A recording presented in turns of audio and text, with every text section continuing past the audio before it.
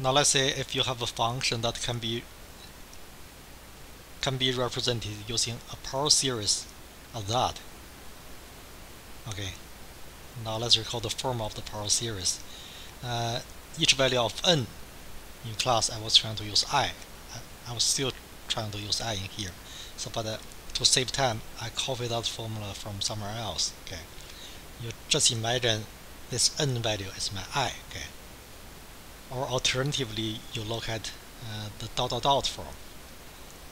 Again, each value of n in this particular case, each value of n determines a particular term.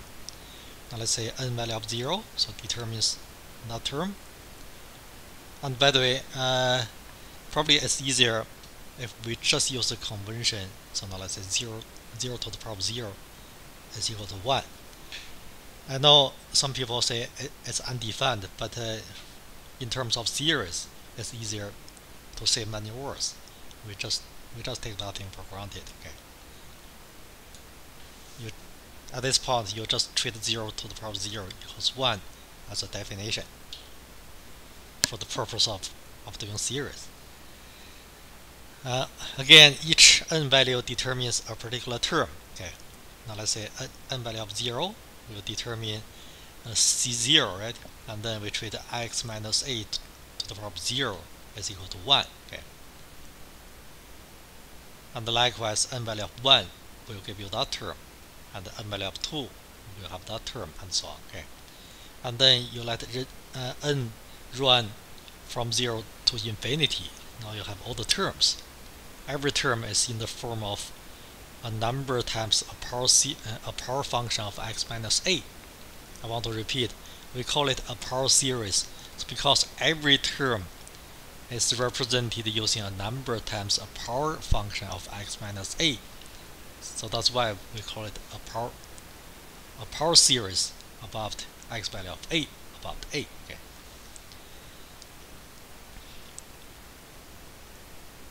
After you are given a function can be represented in terms of a power series as that, and then we can write all the coefficients.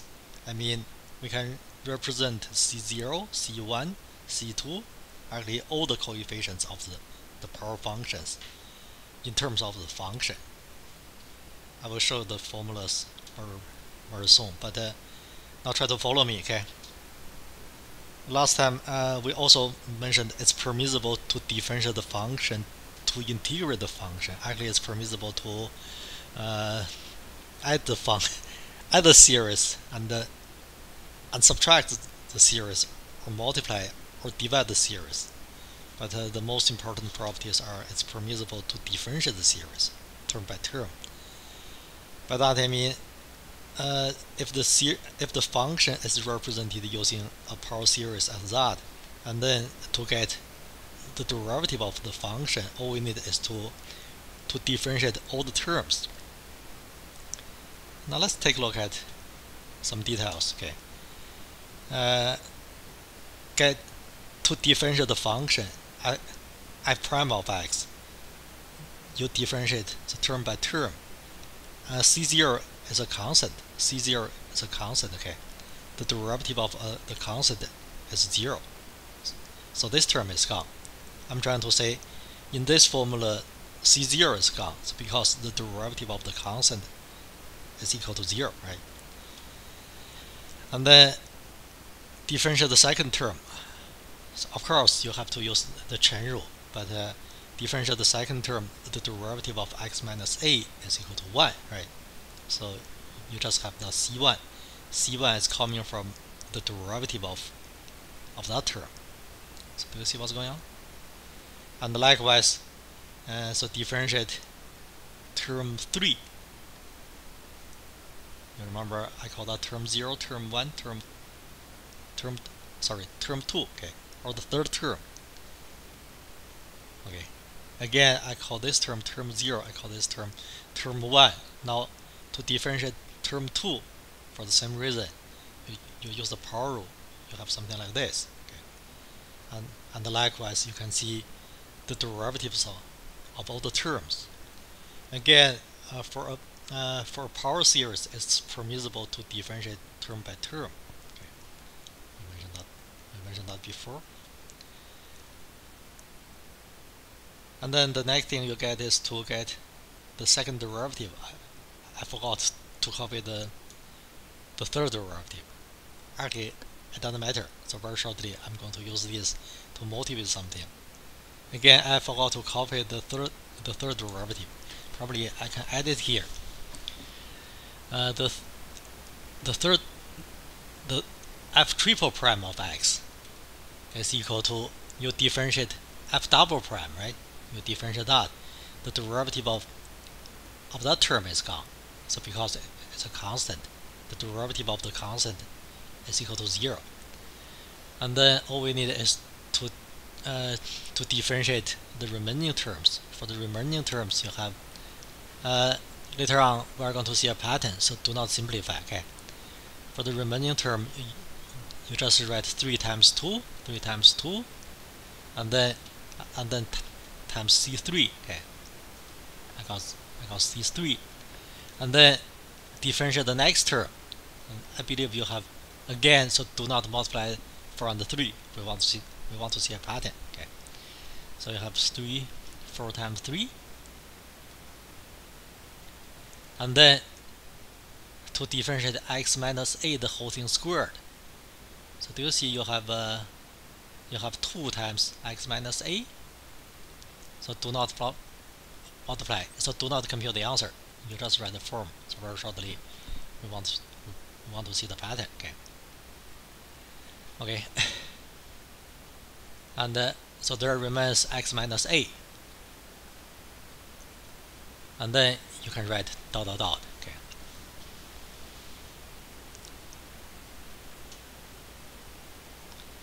Okay.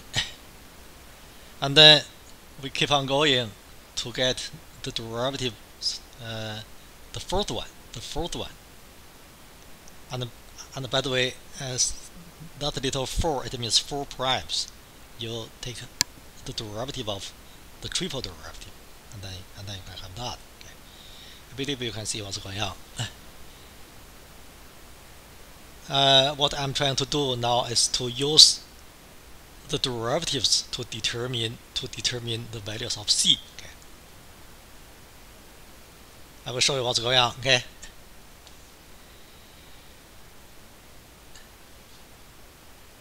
You look at the mouse cursor. Okay. From the original function that can be represented using the power series, we are going to use x value of 0. Let me try again. We are going to use x value of a. We plug x value of a into the function f of x. The left hand side is the value of the function at a, right? Now you look at the right hand side. The right hand side, you plug x value of a into the right hand side. So do you see all the terms starting from term 1, term 2, and term 3 are zeros? The only term remaining is the value of the function. The only term remaining, I believe, is c0. So do you see that? So later on in the representation, c0 can be replaced with the value of the function at a. Very shortly, you are going to see what's going on. Okay. And likewise, from that equation, you look at the mouse cursor, the second line, we can get the value of c1. By that we mean we can write the value of c1 in terms of the function, or the derivative of the function. We plug x value of a into 2 sides of the equation. The left hand side now becomes the derivative of the function at a, and then the right hand side is equal to c1. So do you see that? You look at the mouse cursor, using x value of a, so that term is 0. I'm trying to say all other terms are zeros. There remains only one term, c1, on the right hand side. The left hand side is the derivative of the function at a. Okay. Right. we keep on going to determine C2. I believe from you can kind of see the pattern. From the next equation, you can solve the equation for C2 using x value of a again. By that we mean you plug x value of a into the equation. The left hand side now becomes the double derivative of the function at a, right? And then the right hand side is 2c2. It's 2c2. So which means, so what is c2? c2 is actually the double derivative of the function at a, so divided by 2. This is from that line. Okay. Using the same idea, okay. Plug a value of, plug x value of a into the triple derivative. You have the triple derivative of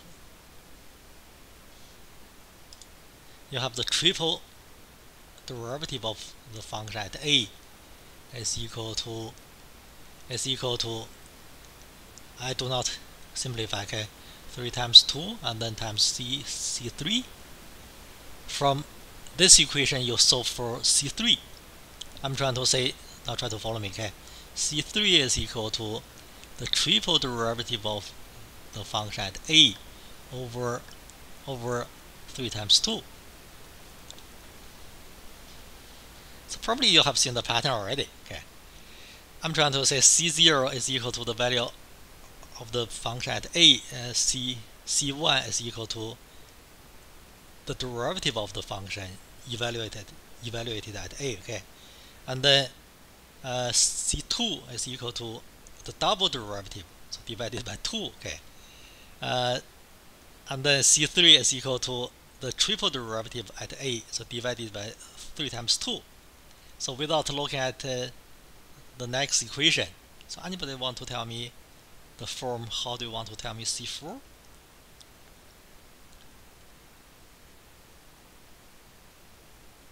I think you have seen the pattern. I hope you have seen the pattern. You just look at the pattern for c0, c1, and c2. So probably I'm going to write a new line for c1.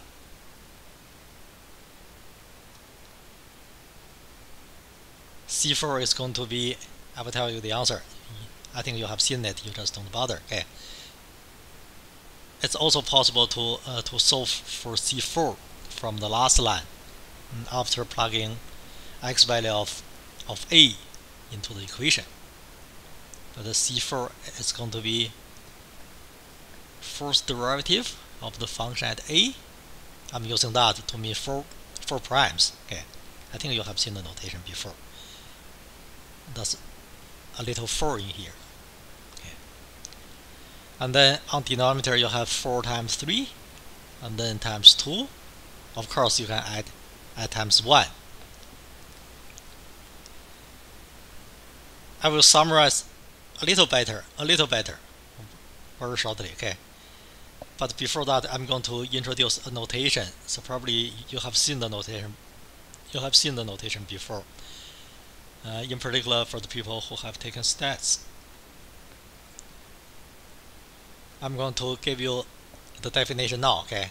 So now let's say this notation, it means the factorial of n. I said factorial. The factorial of n. The factorial of n. If n is not 0, it's defined as n times n minus 1 times n minus 2, and all the way you just keep on multiplying, okay, all the way until times 2 and then times 1. This thing is called the factorial of n. And n, when n value is 0, it's also defined. There's a pretty long story about why it's defined that way. At this point, you just remember the factorial of 0 is defined at 1. It's defined as 1. Okay? Or some people just say 0 factorial, n factorial. Okay? I still prefer to say the factorial of 0. Now for instance, so now let's say the factor of 2 is defined as 2 times 1, so which is 2, right? Anybody want to tell me the value of the factor of 4? Factor of 4? It's defined as 4 times 3 times 2 and then times 1. Is it 24? I think it's 24, right?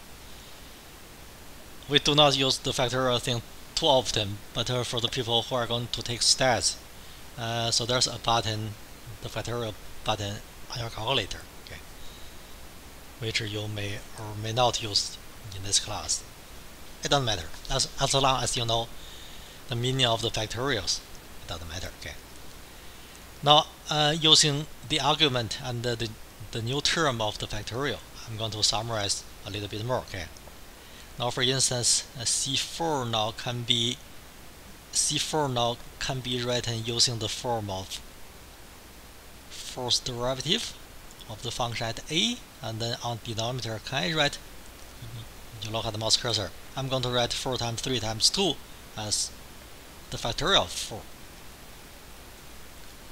I'm going backward, and likewise C3 now is written as the triple derivative of the function at a, and then on denominator you have the factorial of 3, right? And likewise C2, you look at C2 is here. C2 is the double derivative of the function at a over on denominator you have, I'm going to write 2 as the factorial of 2, so the same thing, right? And likewise I'm going to write C1 in the same form. So now let's say C1, I'm going backward, okay. C1 is equal to, where C1, the derivative of the function at a, the denominator, I treat the denominator to be 1, so that I can generalize the form, and writing the denominator as 1 factorial. And likewise C0 is actually the value of the function at 0. I mean the value of the function at a, so divided by the factor of 0. Okay. And also I treat the value of the function at a the same thing as, I'm trying to say, I'm going to keep the notations consistent. I will call that thing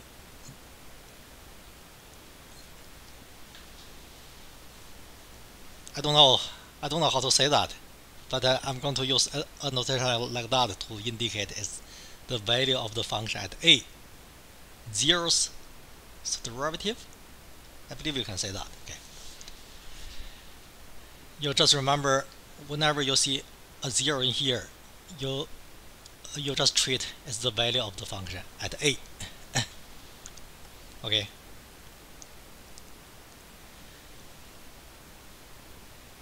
Originally the series is written in that form. Now I'm going to replace all the C's.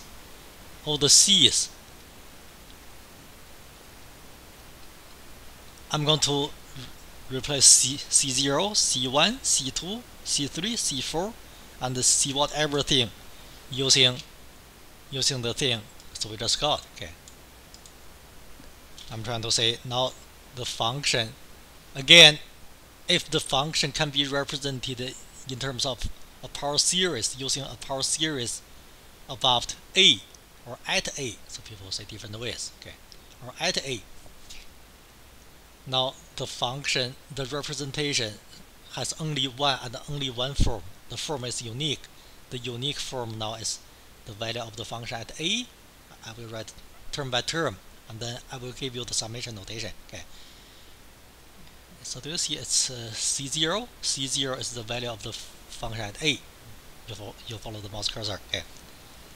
C0 is the value of the function at a. And then the term after that is the derivative of the function at a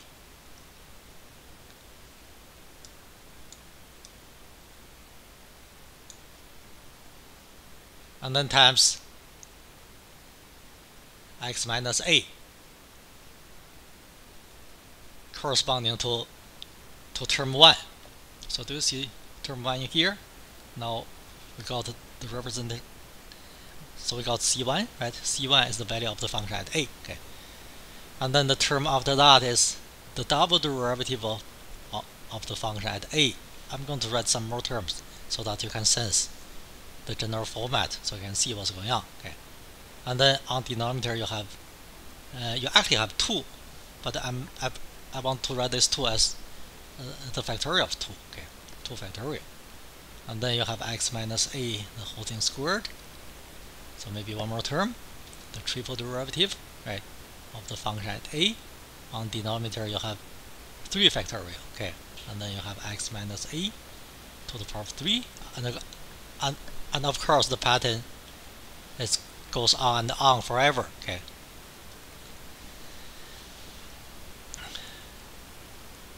Okay, now using the summation notation. So have you seen the pattern? Using the summation notation, it means if the function has a power series representation, there's one and only one form.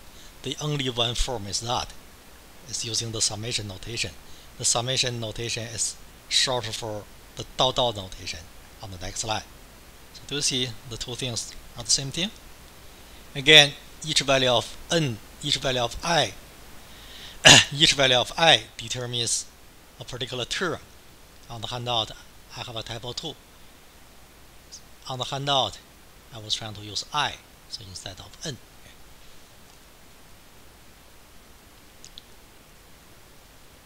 If you want, I can rewrite the formula on the next slide.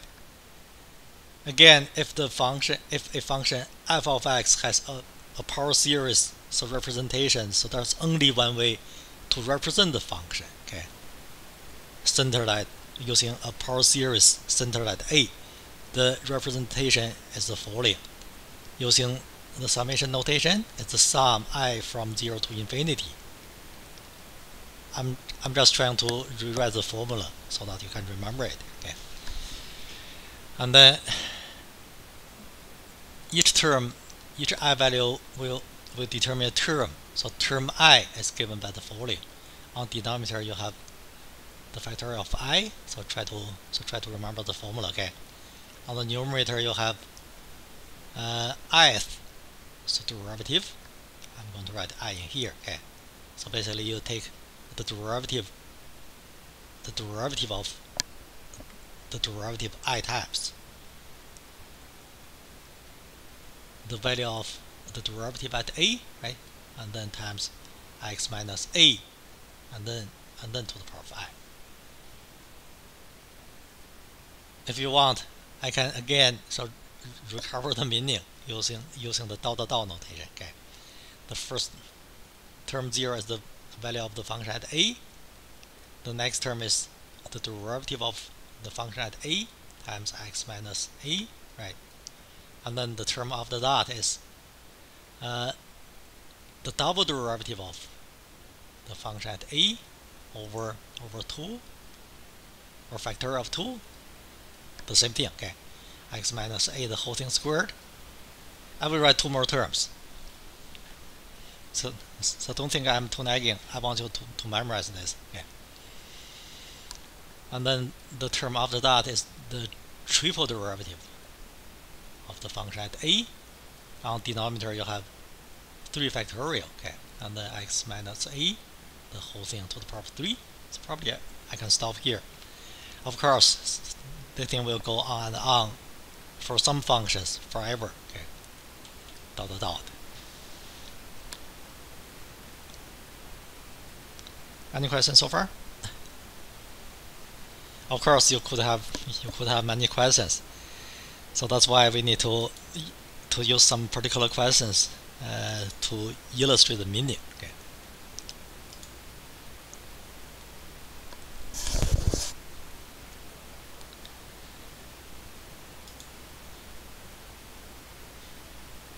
Now remember the condition. This is only true. This is only true. I mean the equal sign is only true when we know the function can be represented using a power series centered at A. Only when you know that. Okay.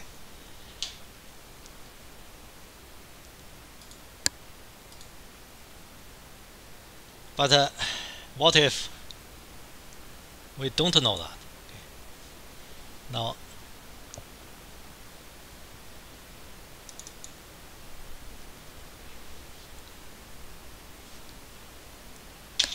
I have to bring in that. Sorry.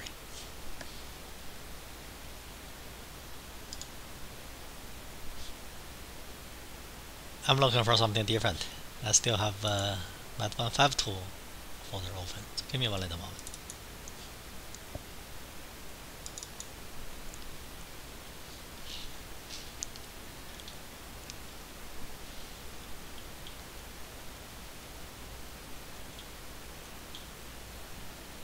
This year I have decided to use a different order.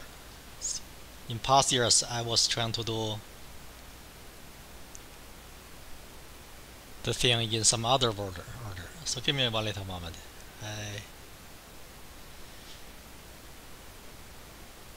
Okay. Now you look at the conclusion on the screen.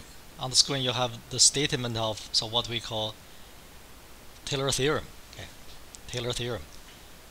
I will show you the meaning. Okay, very shortly. But now I'm trying to say the proof is actually not too hard if you really want to know the proof. So look at the next slide. To prove the Taylor theorem, all you need is to repeatedly use the by parts formula to some function. Again, the proof is not hard, but I'm not going to talk about the proof, okay, in details.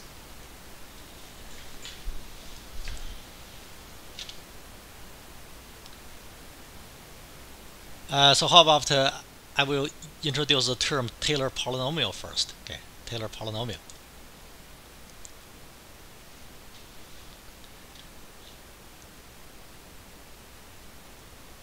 You listen to me carefully, okay? A Taylor polynomial is just a partial sum of the power series representation of the function. Now, for instance, if you look at the first three terms, I'm going to put the thing in brackets.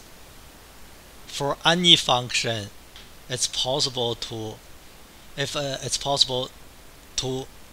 differentiate the function many times. It's possible to get the value of the function at A, the derivative of the function at A, the derivative of the function at A. So do you see the first three terms actually form a polynomial of degree 2? A polynomial of degree 2? You know what I mean, right? And then we call the enclosed, the stuff inside the brackets, the Taylor polynomial of degree 2 at A. It's essentially a partial sum, including term 0, term 1, and term 2, right? If you put all these three terms so together, you have a Taylor polynomial of degree 2. Okay. We'll concentrate on that first. Okay. In general, a Taylor polynomial of degree n is denoted by that. So do you see, starting from term 0 to term n, altogether you have n plus 1 terms. Okay. And then you put all these terms together, you have a Taylor polynomial of degree n. If you want, I can give you the general definition for the Taylor polynomial of degree n. Okay. So maybe the definition first.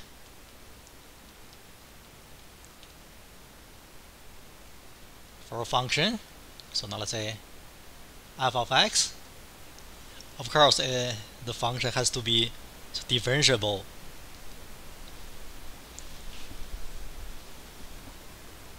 So maybe for a function f of x, the Taylor polynomial, okay,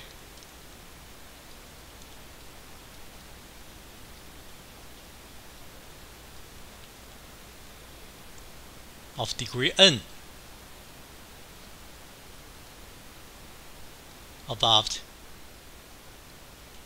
a x value of a or centered at a is defined as, I will use two notations. One notation is to use the summation notation, okay, the summation notation. And by the way, the notation for the Taylor polynomial of degree n is t sub n of x. It's going to be a polynomial of degree n. I will show you the meaning, okay? Using the summation notation in the notes, it's written something like I from 0 to n, right? And then you just use a form in the Taylor series stuff, okay? On the numerator, you have nth, so derivative of the function at a, and then on denominator you have n factorial, right? And then the general form, you have something like x minus a, the whole thing, so to the power of I. So sorry, I'm going to replace all the n's with i's. So I will try again. Okay. On numerator you have ith, so derivative of the function at a. On denominator you have the factorial of I, right? I think I got it right. So this time I will show you the meaning, okay, using the dot notation. So very shortly we're going to practice some questions, okay? So now let's say Tn of x, you can write that is Tn of x. We're starting from term 0. Term 0 is nothing but the value of the function at a, okay? And then term 1, the derivative of the function at a, and then times x minus a, okay? And then I'm going to write a few more terms. The next term is the double derivative of the function at a. On denominator you have 2 factorial, right? And then x minus a, the whole thing squared. You keep on doing that up to term n. For term n, you are going to have the form, now let's say nth, so derivative of the function at a, right? On denominator you have n factorial, and then x minus 2, I mean x minus a, why do I use 2? X minus a, the whole thing to the power of n. Okay. So basically, a series representation of a function has infinitely many of terms. So here t sub n of x is a partial sum. So basically it consists of all the terms starting from term 0 to term n. Altogether there should be n plus 1 terms. Okay, now we'll do questions. Okay, after we do some particular questions, everything will be clear. Okay. So temporarily, if you have any questions, I think your questions could be cleared after we do some questions.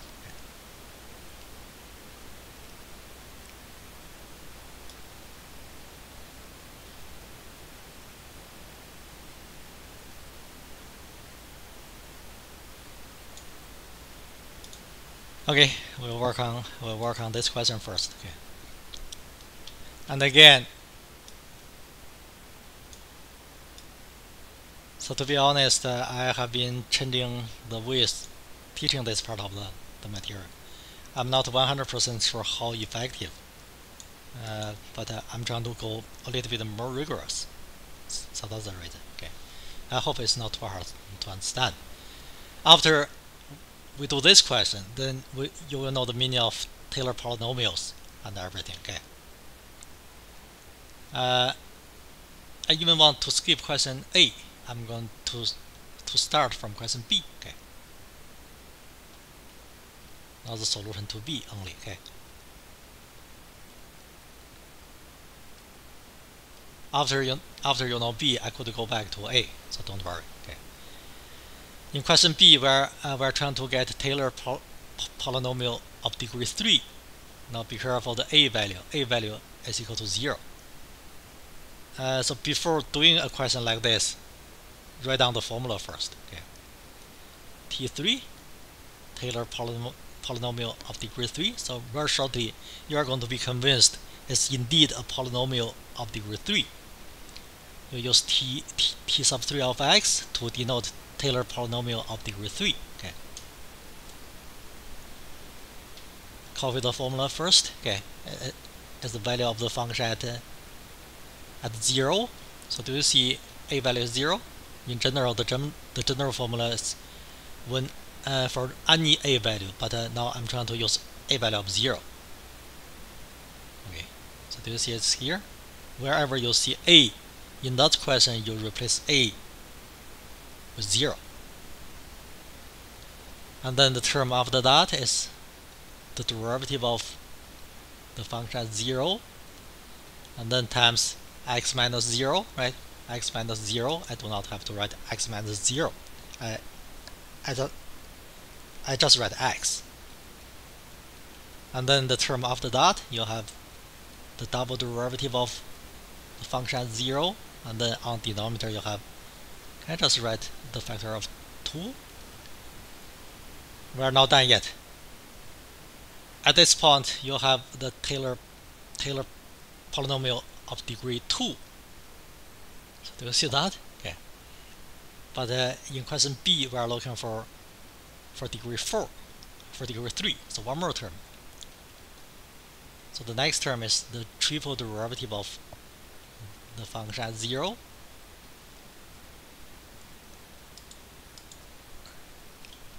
I was trying to write 3 primes. On denominator, you have the factor of 3. Okay. Okay. So that's we stop here. After I'm trying to say that's the formula defining Taylor polynomial of degree 3. X to the power of 3, right? Of course, we need to evaluate all these numbers, all the coefficients, I mean. Okay. So but this time the function is simple, right? So before we do all the questions, I think we need the following. The function is defined as e to the power of x. The derivative of the function, the derivative of e to the power of x, e to the power of x, right? I'm trying to say the double derivative is the same thing. All the derivatives are the same thing, right? That's why I want to use that question as the first question. Okay. E to the power of x. I think in order to do question B, so we got all the derivatives. Okay. Using this, so do you see the value of the function at 0 is equal to e to the power of 0, so which is 1, and likewise the derivative of the function at 0 is equal to 1 as well as e to the power of 0, right? So which is also 1. Everything is 1.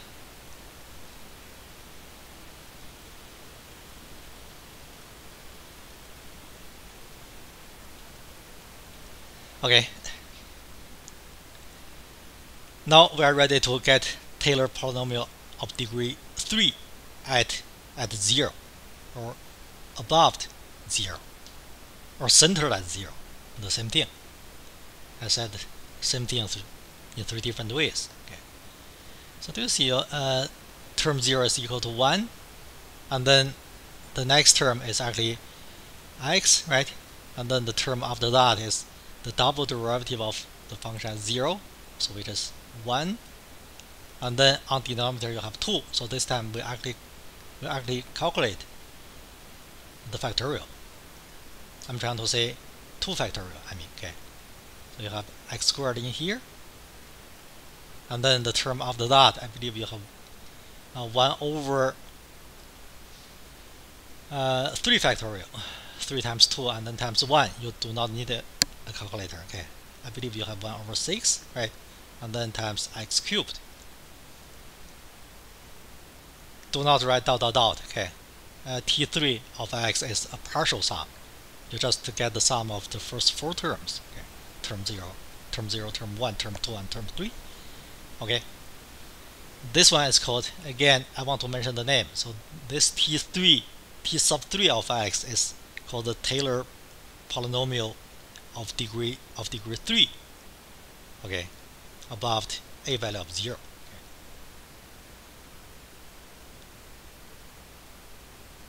Okay.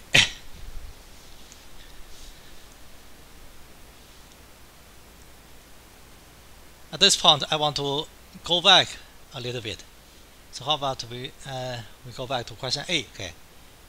In question A, I'm looking for Taylor polynomials of degree 0, degree 1, and degree 2. I still go backward. Okay. I believe you can kind of see the pattern already. So what's t2 of x? t2 of x, you take the first 3 terms. You follow the formula. I believe you're going to get 1 plus x and then plus x squared over 2, right? So can I write the form as x squared over 2? The same thing, right? So that's t2 of x. And then I will go back to t1 of x. t1 of x is nothing but 1 plus x. And then t0 of x. So do you see t0 of x? You just include the first term. You just include term 0, I mean. Okay. It's just 1. So here you have the answers to question A and question B. Okay.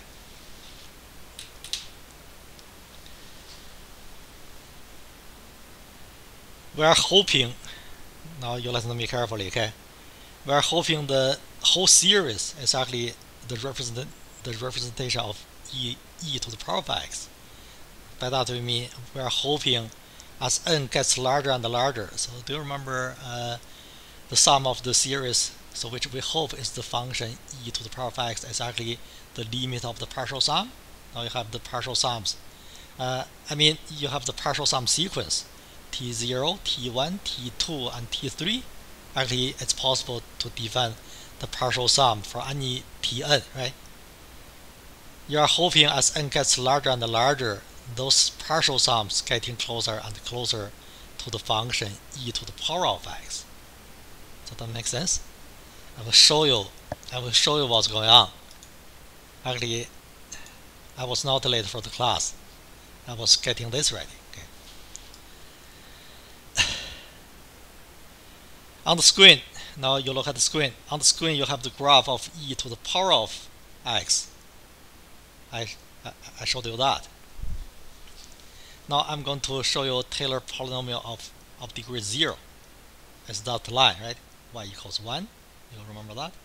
Maybe try to go back to remember that. That's Taylor polynomial of degree 0. I said something wrong. On the graph, I showed you Taylor polynomial of degree 0. T1 is Taylor polynomial of degree 1.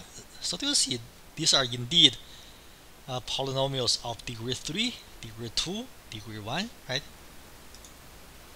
I do not want to make any comments on that. Okay, you see it's far from e to the power of x. So because 0 is one term, it's not sufficient to approximate the function. Okay. I'm not going to show Taylor polynomial of degree 0. But now you have Taylor polynomial of degree 1. If you can remember the term from calculus 1, it's actually a linearization. Linearization. You remember the term of the function when a value is equal to 0. I want you to make some connections. Okay. On one hand, it's a Taylor polynomial of degree 1. On the other hand, it's the same thing as linearization of the function at a value of 0. Recall what we did. Okay. if you are trying to approximate the function, it's good only when the x values are very close to 0. So do you see? Now look at the graph. When x value is very close to 0, we can use the values of the functions on the line. I mean the linear function.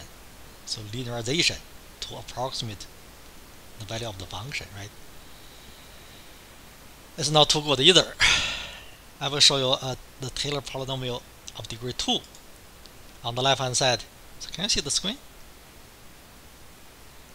On the left hand side you have 1 plus x squared over 2. That's Taylor polynomial of degree 2. You can see which curve is actually the polynomial. It's actually a problem, right? So do you see even when x value is 1, I mean only when even when x value is close to 1, even when x value is 1, you see the value of the function at the polynomial is actually very close to the value of the function at e to the power of x. I'm trying to say the value of the function e to the power of x at 1 is very close to the value of the Taylor polynomial of degree 2 at 1. So do you see that? At 1, the value of the functions are given by the y coordinates of these 2 points. So they are close already, right? That's Taylor polynomial of degree 2. We'll go higher and higher, okay? It's even better now. So do you see that's the Taylor polynomial of degree 3? So you see the new curve. It's probably the black curve. It's black? I think that's black. You see the black curve. Even when x value is 1, the value of the polynomial of degree 3, I mean Taylor polynomial of degree 3 at 0 is already very, very close to the value of e to the power of x at 0. So do you see what's going on? That's why in many cases we can use Taylor polynomials to approximate the function. Actually, you get the sum of all the, I'm trying to say, if you take the limit of the partial sum sequence, if we have time, I can try to prove it for you, but I really do not think we have much time. Okay? I'm trying to say, eventually, if you take the limit as n goes to infinity, if you take the limit of the partial sum, the limit is going to be, actually the limit is going to be e to the power of x. Okay. So I think you know the meaning of Taylor polynomial already. Okay. So we're done question B, right? Very shortly, I will let you see something cool too. I will show you how your calculator compute E very soon. Okay. I think I can include the answer to question C in here.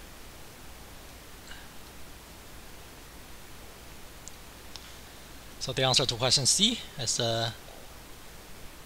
in question C, we're trying to evaluate the Taylor polynomial of degree 3 at 1 when x value is 1. Okay. You look at T sub 3. So T sub 3 of 1, you just plug 1 into T sub 3 of x. You look at here. You plug 1 into T sub 3 of x. You are going to have 1 plus 1, and then plus 1/2, and then plus 1 over 6. Whatever the answer to that, I'm going to put a question mark in here. And probably somebody can tell me the answer very quickly using one fraction. but I do not really care as long as you know it's possible to convert the number to a fraction, so that's fine. Okay. In order it's easier to see the pattern, I could also write the answer in the following form. T3 of 1 is equal to 1 plus 1, and then plus 1/2. I want to write 1/2 as 1 over 2 factorial. The next number is going to be 1 over 3 factorial. Okay. That's the value of the T sub 3 at 1. Okay. So that's the answer to question C. And by the way, for the assignment or whatever thing, you need to write the answer as one fraction. I'm trying to save time. Okay. I think probably you got the idea already, but very shortly I'm going to talk about how to use the Largrange remainder to approximate the value, to estimate the error. Okay. I think for question D and E, I can go over D and E a little bit quicker using the patterns. So probably you have seen the pattern already. So probably I'm going to redo the question for question D. Okay.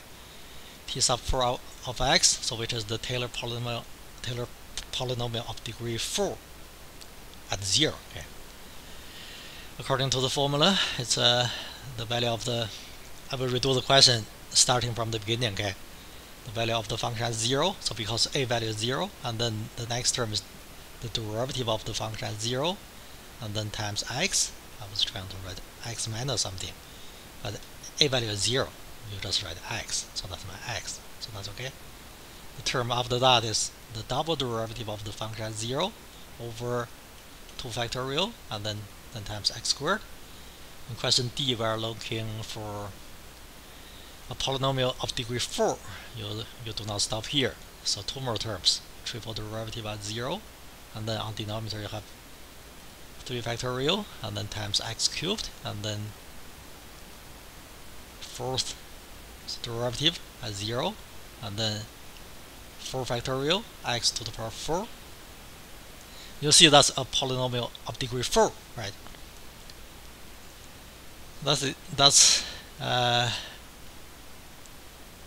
Yeah, so that's not the answer yet. So do you remember the value of the function at 0 is 1? I'm trying to say any derivative is e to the power of x. Okay, so can I just write any derivative of the function is e to the power of x, right? So any derivative at x value of 0 is equal to 1. So this one is 1 plus x, and then plus, so now let's say 1 over 2, right? X squared, and then plus 1 over 6 x cubed. So one more term. Okay. I believe the next term is going to be 1 over something, and then x to the power 4.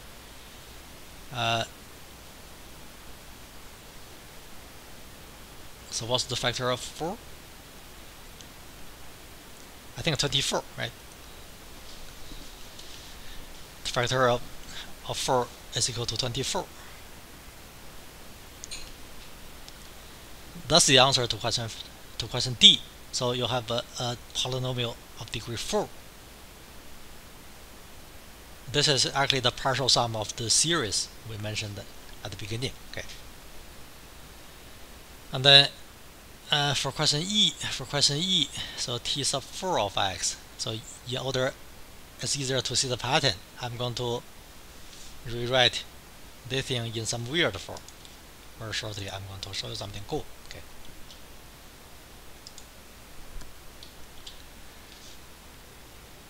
T sub 4 of x evaluated at 1 is equal to 1 plus 1, and then plus 1/2. X value is 1, okay, and then plus 1 over 6, and then plus 1 over 24. You try to write the whole thing as one fraction, but I'm going to rewrite the whole thing using slightly different format, 1 plus 1 and then plus 1 over the factor of 2, so the same thing, and then plus 1 over the factor of 3, okay, and then plus 1 over the factor of 4. Very shortly, I'm going to make some comments, okay.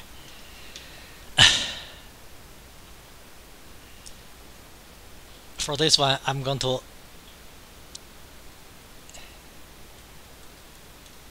so here's actually some additional comments, okay. The stuff in the brackets is some additional comments. You write down the answer here. Using the summation notation, you can write the whole thing as I from 0 to 4, and then every form can be written as 1 over I, the factorial of I.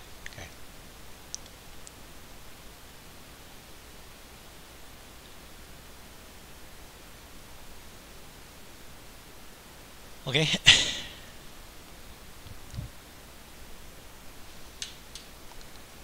I will use a few minutes to show you something.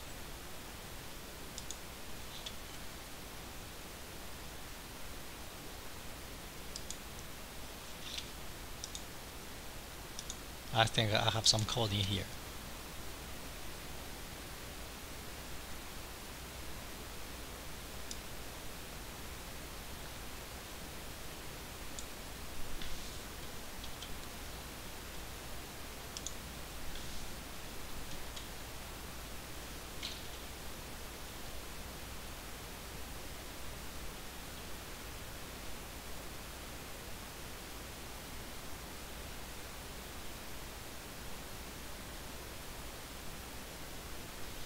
Give me one little moment.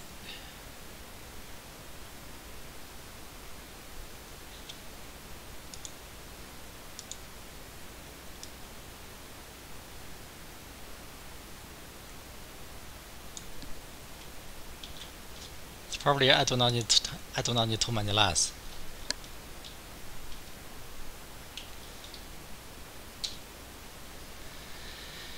Okay. The answer on the screen is the answer if I take so now let's say if I take a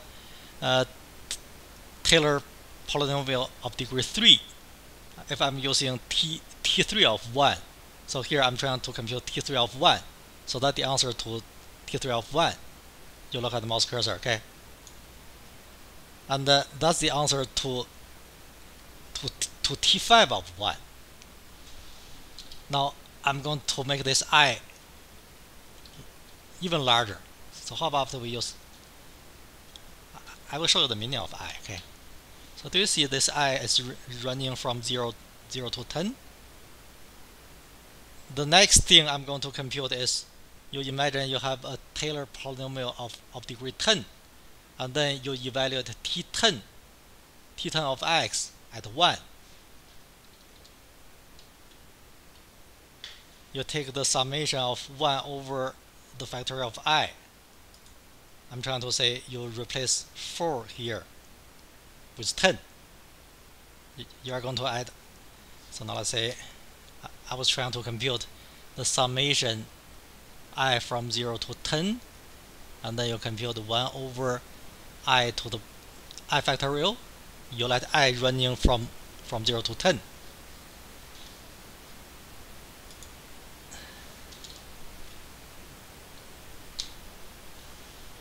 Anybody recognize? So this number, it's actually 1 plus 1. It's 1 plus 1 and plus 1 over 2 factorial, and then plus 1 over 3 factorial up to. So very shortly, I'm going to write it on the screen. But anybody recognize this number? 2.7182282 something. It's E. It's E. Do you see that's E? I think many of you guys have learned computer programming, okay? Long time ago, when I was in university, I was using the language what's called basic. I wrote some programs for computing pi, for computing e. Okay, that's one of them. But now using simple stuff like r is simple. Okay. On the r screen, I was trying to compute. So now let's say t sub 10 at 1, so which is equal to I from 0 to 10, I believe, right? I from 0 to 10. I was trying to compute 1 over I factorial. If you want to write it out, it's 1 plus 1 and then plus 1 over factor of 2.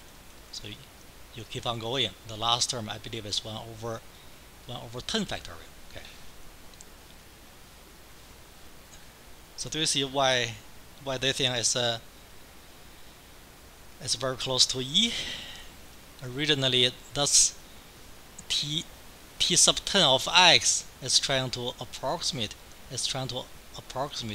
e to the power of x, right? So e to the power of 1 is approximated by t sub 10 of 1. That's how I computed e sub 10 of 1. Again, the thing on the screen is the total of these numbers. Okay. I know. So nowadays, so with the calculators and the software, it's you don't need to know too many of these things. But I'm pretty sure. I think some people have confirmed. That's how your calculator calculate e. Your calculator instead of calculate, your calculator is calculating e. So just by adding these numbers. Now we talk about how to estimate the error. Okay. Again, we have seen we are trying to use T3 of x, the Taylor polynomial of degree 3, to approximate e to the power of x. So like you have seen on the screen in here. This is the graph of e to the power of x, and then I'm going to show the Taylor polynomial of degree 3 at 0. Okay, the black curve. Again, we are trying to use the black curve to approximate e to the power of x. Now the problem is what's the difference? I'm trying to say the error. Okay, I'm going to define a new name.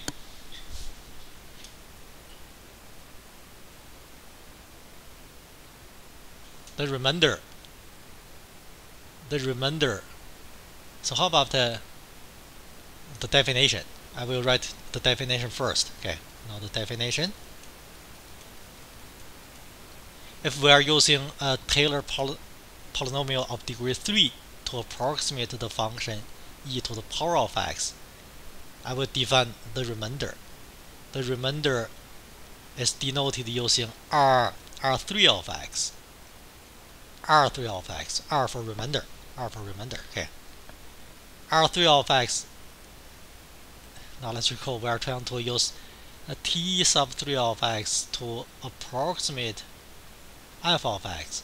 So does it make sense? The error is given by the difference between the two functions. The difference between the two functions, I'm going to call the difference the remainder. Okay. Now the remainder is defined using the difference between the value of the function and the T sub 3 of x. This is the definition. Where R sub 3 of x, I will give you the name. R sub 3 of x is called the remainder.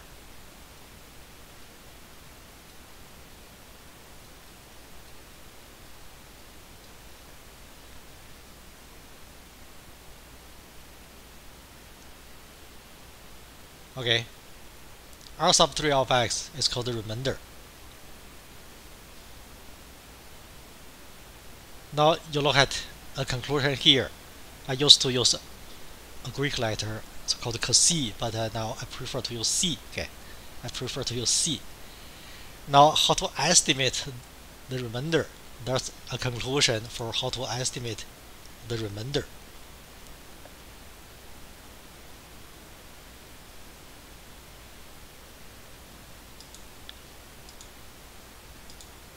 The formula is on the screen.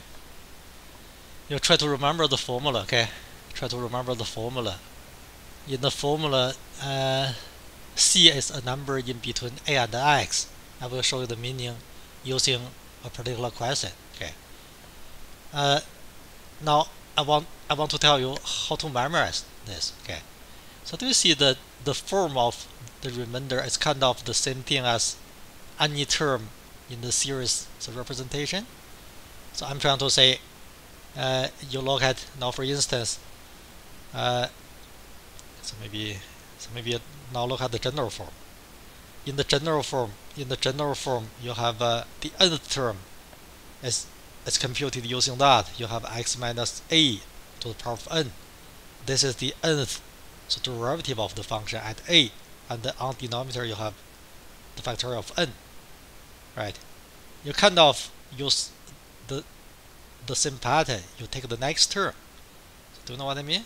The next term would be x minus a, the whole thing to the power of n plus 1, and here you would have the factorial of on denominator, I mean you would have the factorial of n plus 1. On numerator you would have the derivative of the function, I mean n plus 1, so derivative of the function. The only difference is you replace this a so with c, so with something different. Okay, I will show you the meaning of c. So do you see you have c in here, everything else is kind of the same pattern. Okay, now you just remember c is any number in between a and x, depending on a is less than x or bigger than x, but c is any number in between a and x. I know it's abstract now, but I will show you the meaning using some particular question. This formula is going to be used to estimate the error. It means if I'm going to use a t3 of 1 to approximate the e to the power of 1 in this particular case, I can show you how close the two numbers are. I mean, I can show you at most how close the error bound. I'm trying to say at most, so what is the error? Okay, I will try to show you the meaning using this thing. Okay, I showed you the definition already. Probably I'm going to use a new slide.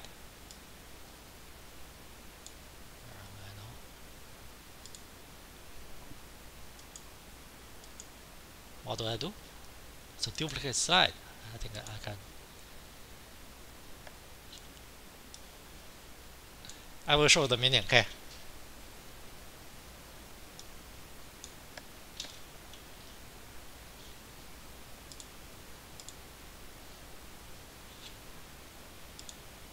The question I'm doing right now, I know this thing is not supposed to be too easy. It's hard for everybody.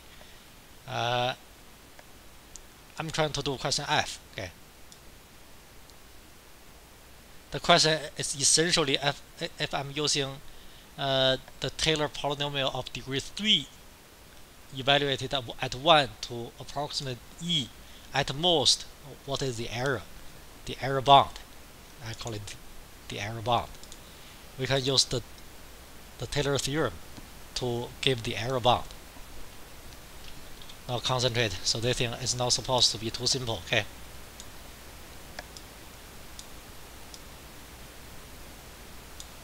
Probably I'm going to need a little bit more space. So can I include the question? Okay. I'll just put the question here. Okay. That's okay. Again, using the definition, I was trying to use the value of Taylor polynomial of degree 3 at 1, I mean t sub 3 of 1, to approximate the value of the function at 1. And by the way, the value of the function at 1 is equal to e. So do you see that? The function is e to the power of x. The value of the function at 1 is e. Okay. You see in the R program, I was trying to show you approximating. Okay. I will show you that thing again, so don't worry. Okay. To see how close they are. Okay. How do you describe how close? So now let's say 10 and 10 to 11. How close the two numbers are? You subtract the two numbers, right?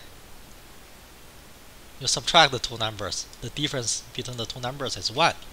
So that makes sense. To describe how close they are, we subtract the two numbers, and we kind of take the absolute value, because to describe how close, we do not want to use negative numbers. So that makes sense.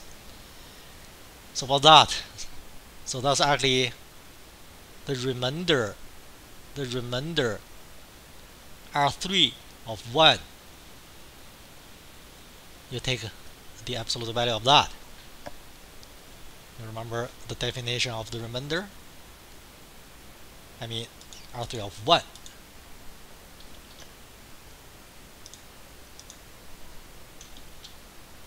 Using, and by the way, this thing is called the Largrange remainder.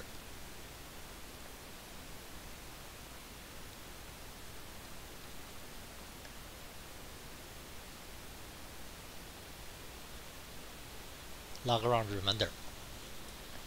Probably I have the name in the notes. Okay. Okay. So do you see if x value is 1, the notation is R3 of 1. So in this particular case, we have R3 of 1. Okay. Now concentrate. Okay. We are going to use this thing to estimate how close the two numbers are, to estimate the error, to get the error bound. Okay, R3 of 1.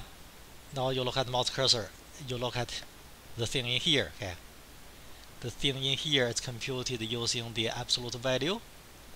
Again, in general, when estimating the error, when finding the error bound, you take the absolute value of the remainder. On the numerator, you have n plus 1. It's derivative, right? N plus first, I should have said. It's derivative of the function. So in this particular case, n value is 3. You take the first derivative, right, of the function at c. So do not use 0 here. Of c, okay, of c. You just remember c is not any number in between a and x. In this particular case, a value is 0, right? X value is 1. I'm going to make a comment soon, okay? But now let's copy the formula first. First derivative of the function at c, okay? And then on denominator n plus 1, you have 4, right? 4 factorial on denominator. And then on numerator, x value is 1, right?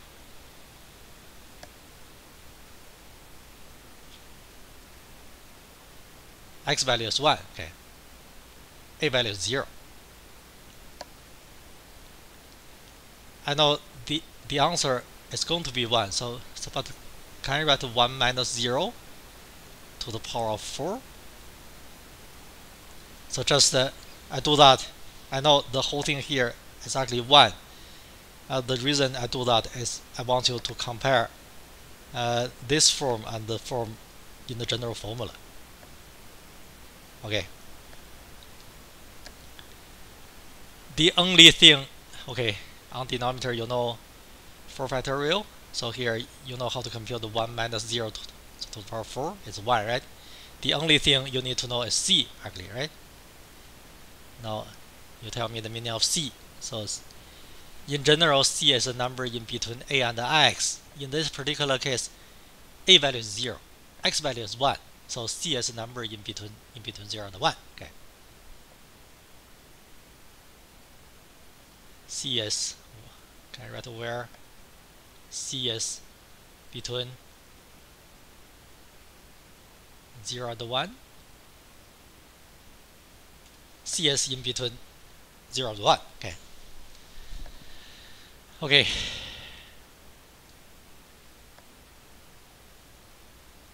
Actually, so do you want to recall for the function? Now the function we are talking about now is e to the power of x.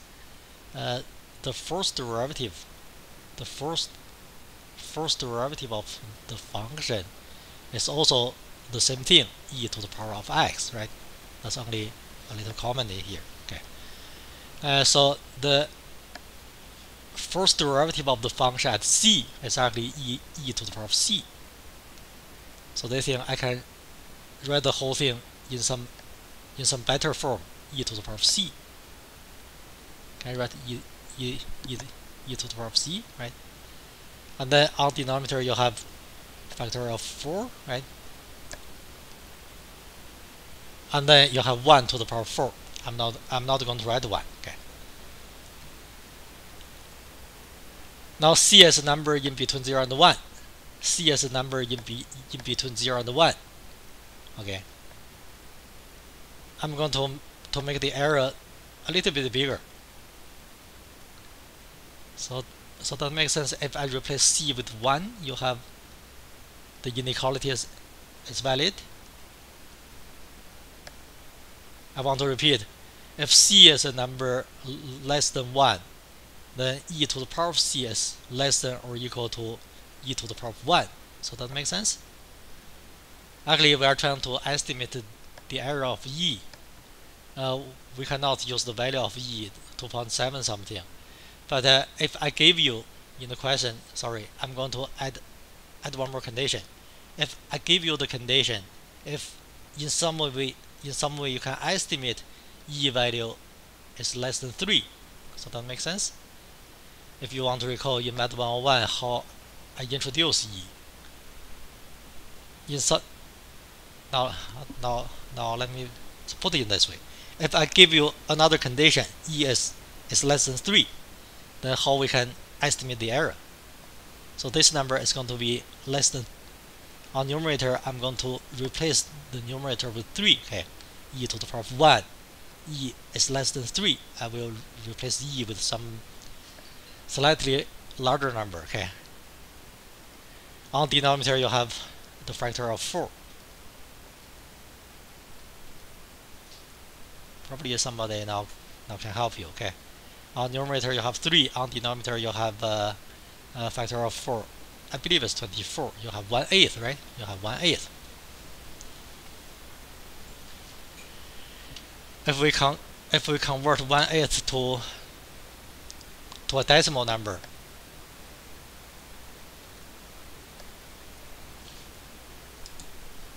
anybody want to help me? If I convert 1/8 to a decimal number, it's 0.125.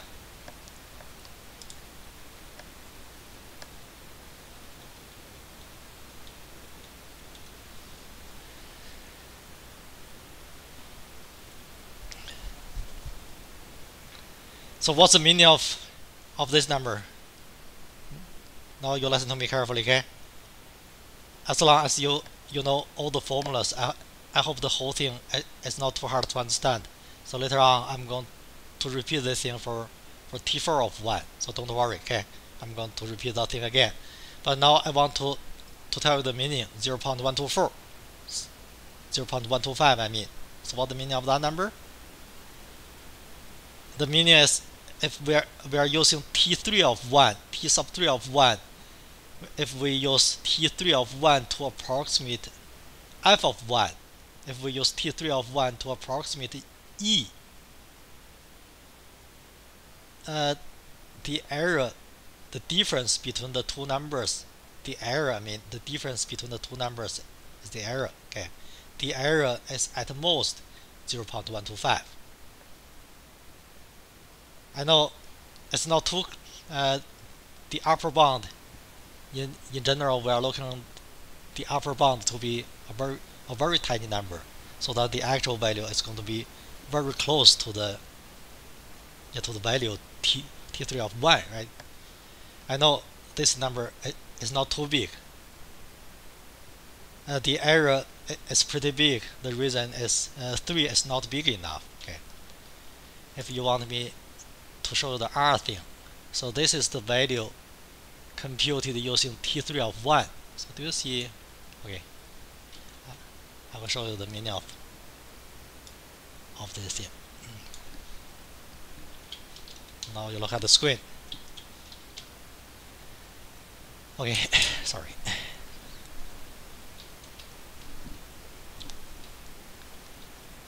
I will show you what's going on. So can I start over?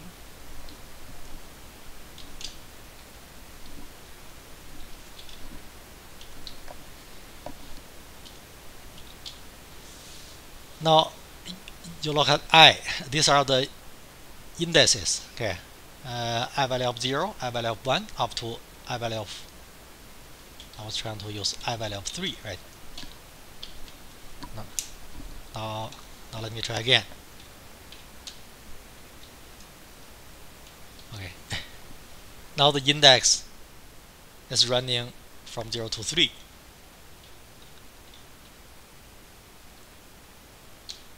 These are the numbers computed using, you look at the mouse cursor. The first number is the factor of 0. The second number is the factor of 1. I mean 1 over the factor of 1. Okay. The first number is 1 over the factor of 0. The next number is 1 over the factor of 2. You know, it's 0.5. The next number is 1 over the factor of 3. It's 1 over 6, right? And then if you add up all these numbers, you have that. Of course, this number is not very close to E. E is 2.7 something, right? But the error between that number and the actual value of E is within that bound.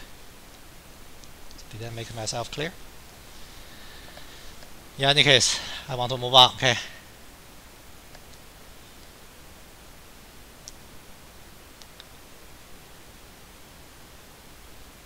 So how about I'll do this? I'll duplicate that slide again.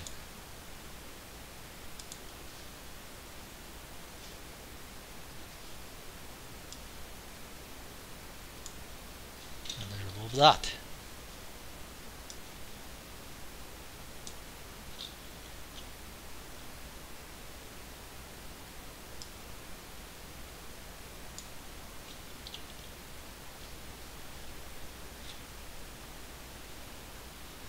I will modify this. Now let's recall t sub 4 of x. T sub 4 of x is 1 plus x, and then plus x squared over 2, and then plus, I think you have x cubed in here.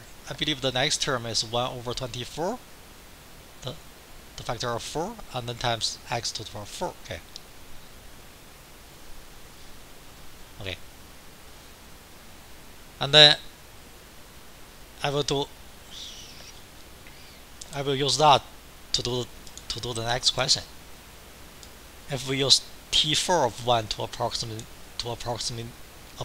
E, so what is the error bound? I'm kind of repeating the same thing. I'm hoping the error is going to be very tiny this time. Okay. Okay. So can I start? By error, I mean the actual value of the function. So now let's say the value of the function at 1. The difference between the actual value of the function at 1 and t sub 4 of 1. So that's the error, right? That's the error. The error is denoted using R4 of 1. So this time I just R4 of 1, right? The absolute value of that, using the formula for the Largrange remainder. Okay. This time you need the derivative of the function. I mean the fifth So derivative of the function at some number c. On denominator you'll have the factor of 5. Sorry, factor of 5.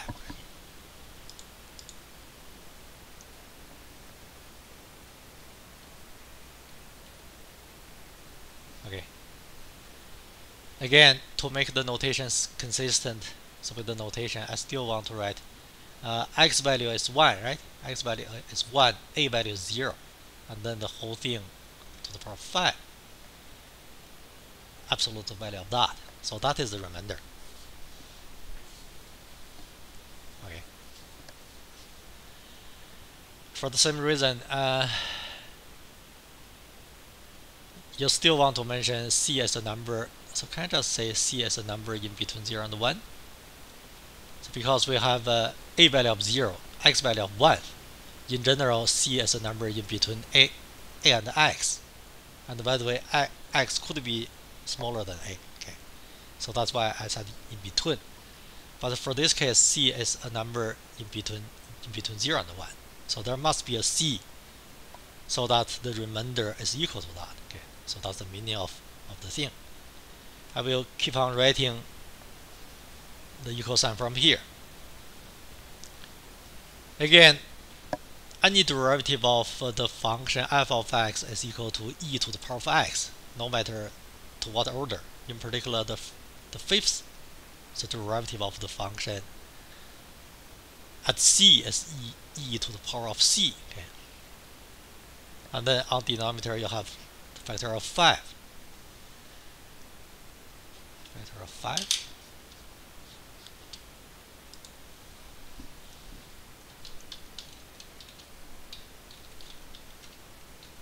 $120. It was in my mind, but I was just trying to double check. On denominator you have 120. Okay. Factor of 5. And then, of course, e 1 minus 0 is 1, and then to the power of 5 is equal to 1 as well. Okay. So this is equal. Okay. I can remove the absolute value notation. So anybody want to see why? E to the power of anything is positive. So absolute value of this number is actually the same thing. Okay. The same as before, I'm going to make the thing a little bit larger. I will still have the condition that approximate estimate of e is less than 3. I'm going to use that condition. Okay, it's less than. I'm going to replace c. I'm trying to say I'm going to replace c with. I'm going to replace e with 3. What I'm trying to say. So give me one little moment.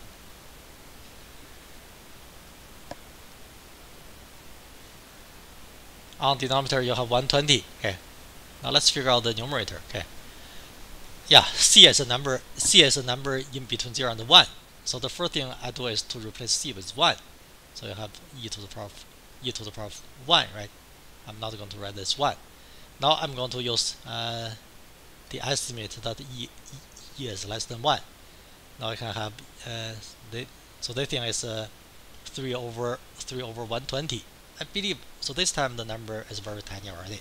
So do you see that that's 1 over 40? 1 over 40 is going to be a very tiny number. I will write this number in decimal. Okay, 1 over 40. 0.025. Still is not too tiny, but it's equal to 0.025. Okay. I want to repeat the meaning of this number. Okay. When using the Taylor polynomial of degree 4 at 0, I mean the value of the function at 1, at t sub 4 of 1, to approximate e. So that's the value of the function at 1 is e, right?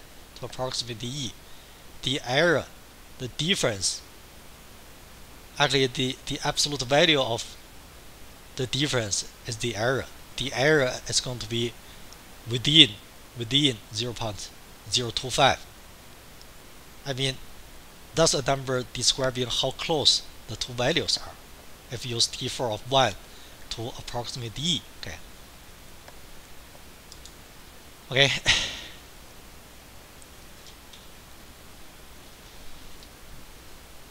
Okay, I'm going to repeat the calculation of E. Okay.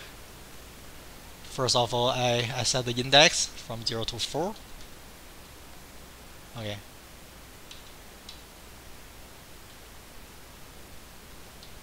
This line is trying to compute the factorial of 1 over the factorial of all the numbers. So that's the factorial of 0, the first number, the second number, factorial of 1, 2 factorial, 3 factorial, 4 factorial. Okay. And then you add up all these numbers. You have approximated value of E. Okay, approximated value of E. This number is still not too close, but I showed you the idea. It's not too close, so because 4 is not large enough, right? We're trying to use term 0 up to term 4 to approximate the value of E.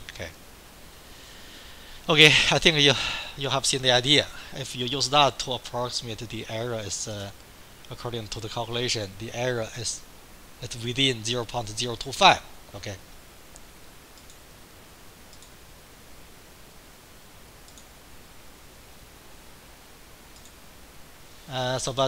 Now let's try to make the indices very large. So how about we use 100? Actually, we do not need 100. So this number is going to be very close to E. Again, that's how your calculator is programmed. Okay. Any questions about this? So because you are going to see a question like that on the final exam, and this type of the question is kind of super important. I went over this question very slowly. Okay.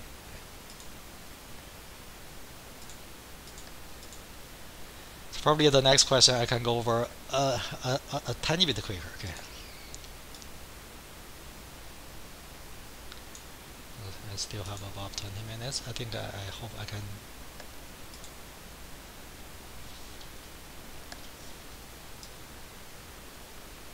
This time we have sine of x.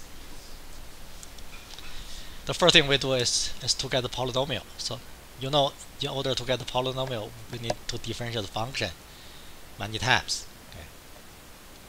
The given function now is sine of x. Now try to follow me. Okay. And then the derivative of the function is cos of x. You know that, right? The double derivative of the function is negative sine of x, right? So probably I need the first derivative. I mean the triple derivative of the function is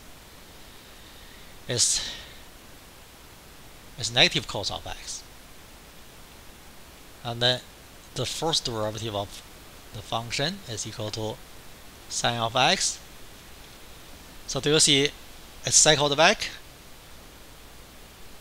Now you're going back to the given function, right? To get T3 of 1, I think I'm ready to get T3 of 1. Okay. I'm trying to say I'm ready to do question A. Now the solution to question A. To get the Taylor polynomial of degree 3, so compute the T3 of x first. So using the formula. The formula is always the same. You just need to plug in the things. Okay. It's the value of the function at 0, and then plus the derivative of the function at 0, right? The term of that is the double derivative of the function at 0 over the factor of 2, and then the term after that, one more term, and then write that. Okay, write down the formula. I mean, okay, the triple derivative of the function as 0 over the factor of 3. I forgot x in here. Sorry, I forgot x squared in here. I forgot x cubed in here. Okay.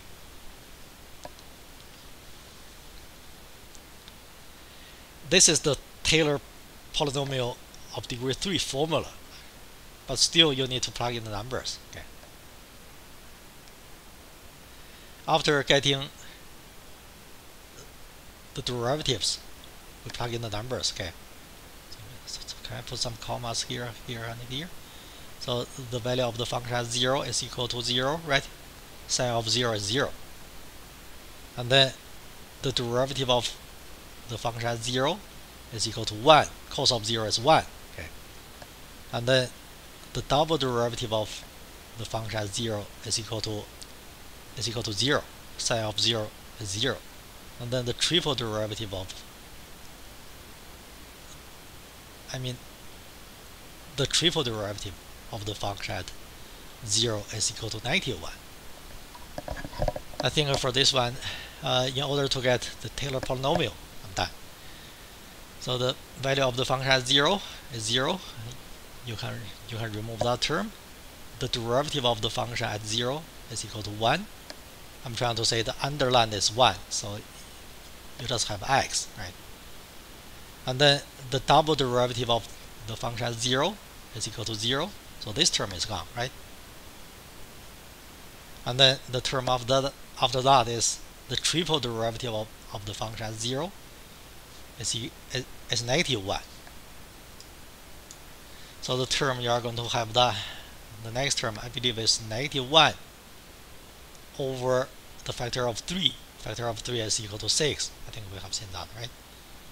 And then times x cubed. This is the Taylor polynomial of degree 3. Simple.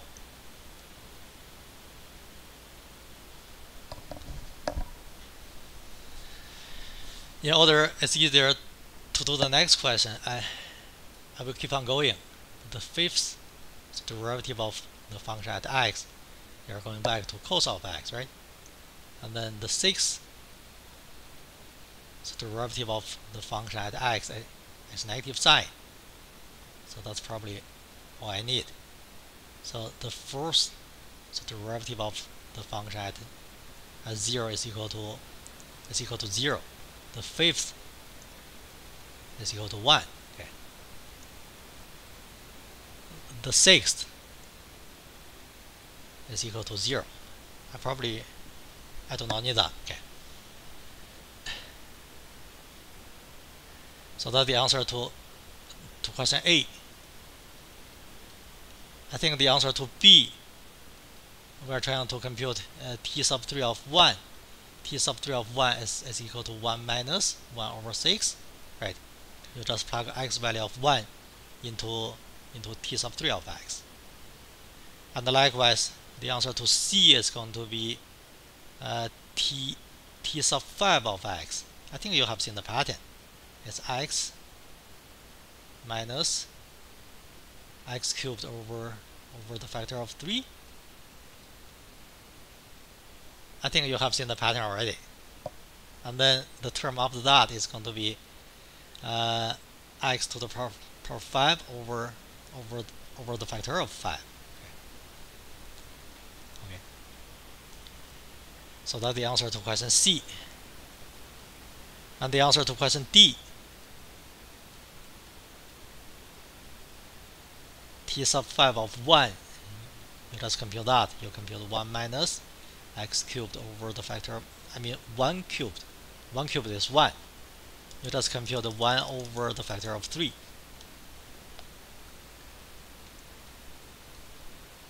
So which is 1 over 6.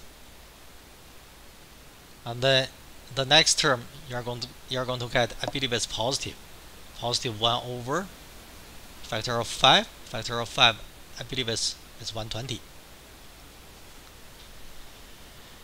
So I did the question A, B, C, and D. Okay.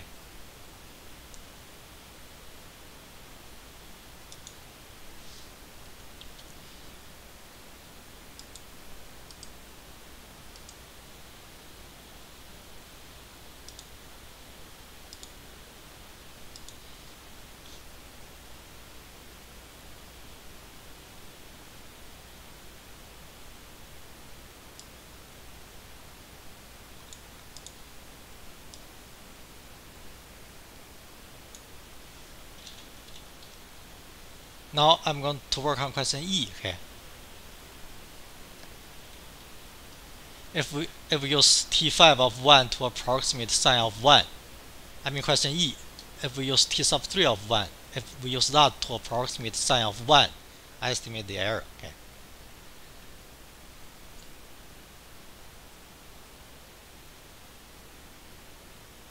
Okay. You remember f of 1 minus t3 of 1. The absolute value of that is called the remainder, is the remainder of R4. Okay. R4 of 1. I mean R3 of 1. The remainder is denoted using R3 of 1. Okay.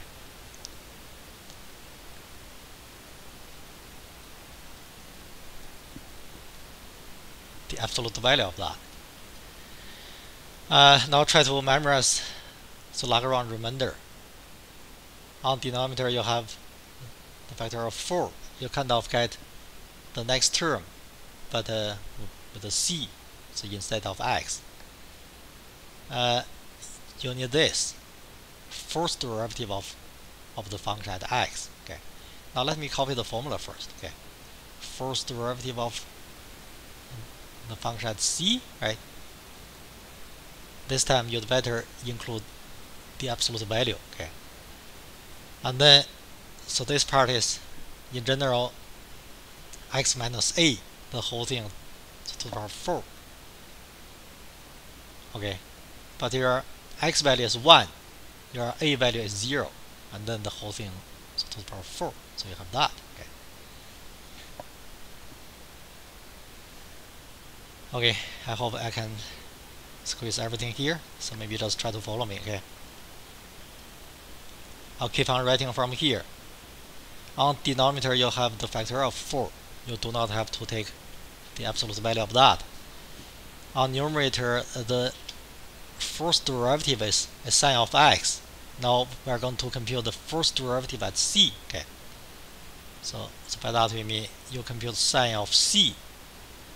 You do need the absolute value notation here. So because you do not know sine of c positive or negative, right? Write a little comment. C is a number in between 0 and 1. So we have seen that. Okay. In general, in the Largrange remainder, C is a number in between x and a and x, the same thing. Okay. Now how can we make this number bigger? Slightly bigger, so not too big. We're trying to estimate the error. It's less than or equal to, less than or equal to. Do you remember sine of anything is in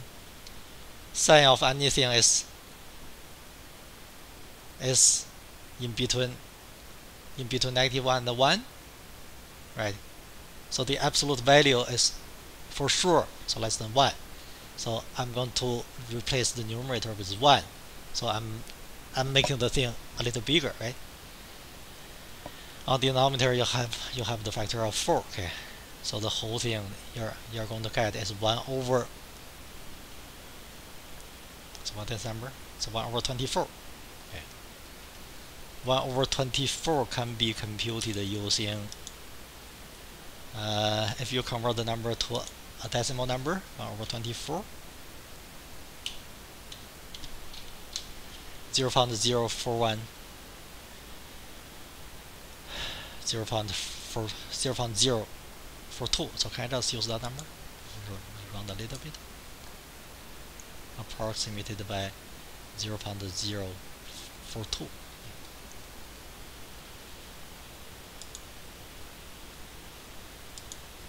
That's about right. Okay. Okay. So that's question E. That's how to estimate error if you use Taylor polynomial of degree 3.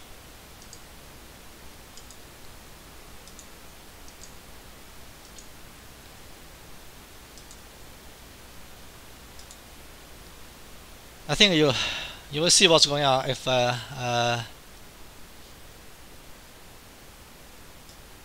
I use 5 more minutes? to complete the question. Actually, to do question F, I just need to modify a little thing. Okay. Now I'm modifying this slide for question number 5. If we use T5 of 1 to approximate sine of 1, all we need is to replace that with T5. So the difference between two absolute values is the error, right? And then you use 5 in here. If you have 5 in here, you're going to have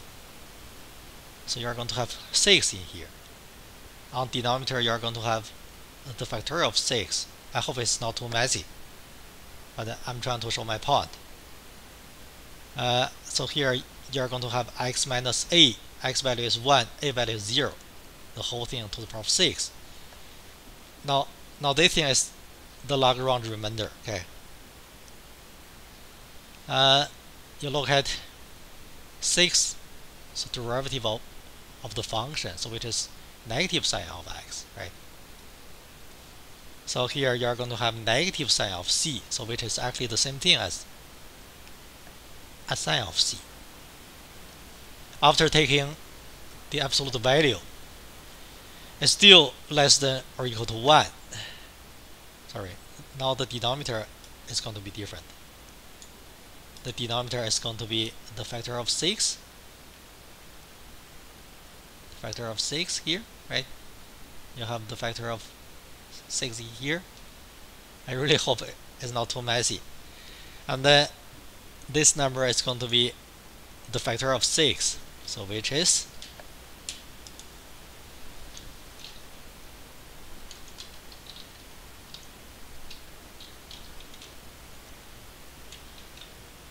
factorial. So that's factorial 720.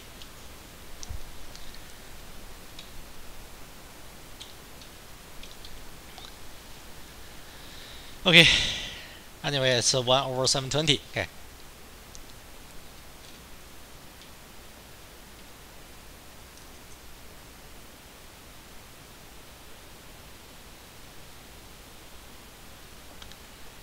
You see, this number is going to be very, very tiny already. Okay.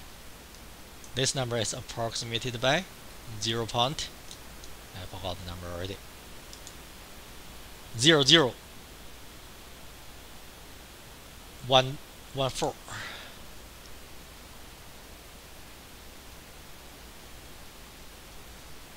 Okay. Now I want to repeat the meaning again. If we use T5 of 1, we have seen already. T5 of wherever it is. If we use T5 of 1 to approximate sine of 1, the error is going to be within that. After class, if you have time, you can use your calculator to compute two things. One thing is T5 of 1. The other thing is sine of 1. You can compare the two values. The two values are very close. Okay. Actually, the error is within 0.0014 for sure.